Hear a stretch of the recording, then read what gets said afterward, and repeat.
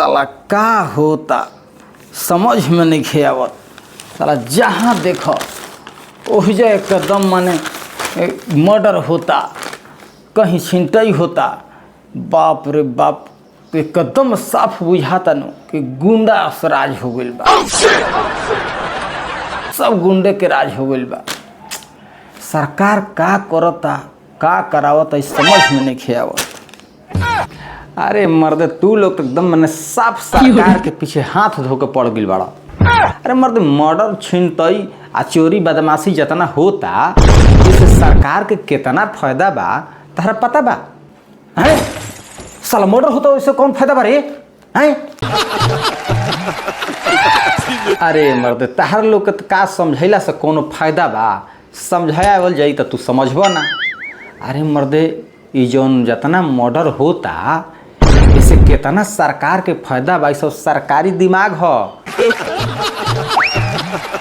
समझ लो हैं तारा का बुझाता माने कि ऐसी सरकार पागल बा कि एकरा के रोकत नहीं खे, कुछ करत नहीं खे हैं। अरे भाई मर्डर को होखे से कितना रोजगार बढ़ेला, रोजगार के अवसर मिलेला। का ये कैसे रे? अच्छा ये बात बताओ तहरा का बुझाता जेकरा घरे मर्डर हो जाई आ का चुपचाप बैठी हैं? चुपचाप ना बैठी हसन, ओ कनियों के खून खौली। अगर उहो जे खूनगर होइहन स तो एक दूगो मर्डर उहो करिहन स। आ जब एक दूगो मर्डर हो जाई तो बुझतर का होई हैं? एकरा बाद का होई? एकरा बाद दोनों पार्टी के बर्बादी होई, केस फौजदारी होई तो और का होई? हाँ अब क्या समझ लो, सरकार इहे चाहता कि यह सब होके अरे मर्डर ना हुई तो है पुलिस थाना दरोगा आहे कोर्ट कचहरी आहे जितना लोग जज वकील लोग बा ये लोग का कहिहन? इनका लोग को रोजगार मिले के चाही नु हैं। तब अरे ये सब सरकारी दिमाग हो, ये सब सोचो।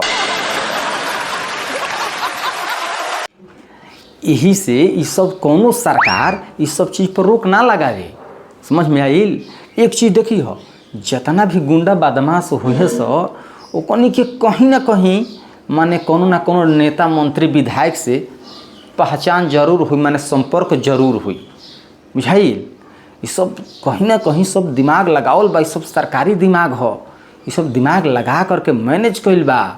आ ये सब से देखो सरकार के बहुत बहुत फायदा बा। मैं तहार नेता आ सरकार आ गुंडा बदमाश पोस के बढ़िया काम करता है। रोज देखो कि मार के छीन लेता रसन, छिनतई कर लेता रसन पैसा आ ना दिला पर मर्डर कर देता रसन है। बताओ ठीक बात बा? देखो काम काम होला, काम अच्छा खराब ना होला। अच्छा यह सही तो समझ लो कि तहार लड़का तो डॉक्टरी पढ़े गइल बा आ डॉक्टरी पढ़े में 4-5 साल तक एकदम कोर्स में लाग जाए। आ डॉक्टरी पढ़ के आइल आ कहीं मान लो ओकर नौकरी लाग गई आ नौकरी में चल गई आ नौकरी कैला के बाद ओकर पैसा तनख्वाह ना मिले तब का हुई बताओ हैं? तो मन इतना मेहनत करावल जाता लड़का के पैसे खातिर नु हैं, तो पैसा काहे ना मिली? हाँ तो माने गुंडा बदमाश यही तरह आदमी बन जाला हैं। अरे पैसे ना बनेला गुंडा बदमाश आदमी, ओकरो कोर्स होला गुंडा बदमाश बने खातिर। ऐसा ही थोड़े ना बन जाला आदमी। आए गुंडा बदमाश बने वाला कौन कोर्स होला रे? तहरा का बुझाता कि माने ऐसा ही कोई गुंडा बदमाश बन जी, मुँह उठा के कोई जाइब आ कहबा हमारा गुंडा बदमाश बने के बता माने बन जीब?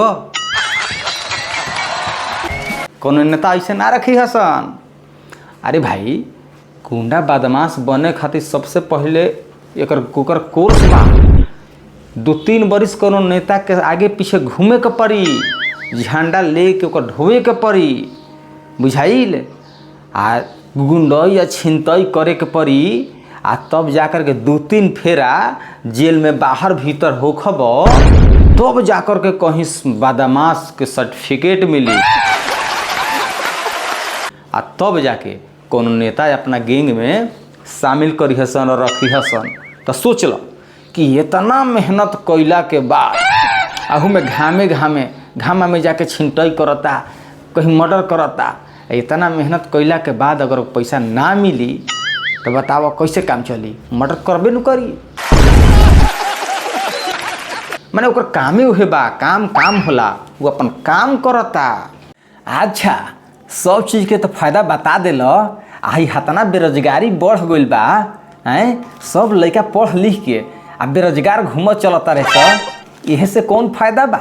हैं? अरे मर्दे, तू लोग खाली फायदे सोचे लोग। अरे खाली फायदे ना सोचे के चाहिए। अरे यह दुनिया में पूर्ण प्रताप करे के चाहिए। ई बेरोजगारी से पूर्ण प्रताप कैसे हुई रे? अरे मर्दे, ई बताओ, सब लोग काबिले बन जाए, सब लोग कमासुते बन जाई, हैं? तो धर्म के रक्षा की करे? बताओ, हई बताओ, कोनो धर्म पर संकट आ जाई तो इहे नु बेरोजगार लइकावा धर्म के रक्षा करी हस, हैं? तो ये सब तहरा ना बुझाई। देखो, हिंदू के धर्म पर कोनो संकट आई तो उहे हिंदू के जो बेरोजगार लइका बड़े सो ई जाके अपन धर्म के रक्षा करी हस।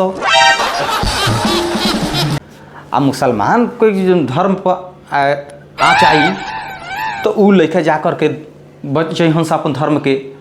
तो ई तू समझो, सब सरकार के नेता सब मिला करके ई बनावल बा, सिस्टम बनावल बा, सरकारी दिमाग बा कि अरे मर्दे खाली फायदे के बारे में ना सोचे के चाहिए। ई जौन एजा करे के बा, कुछ पुण्य प्रताप करे के चाहिए, कुछ परलोक के बारे में भी सोचे के चाहिए।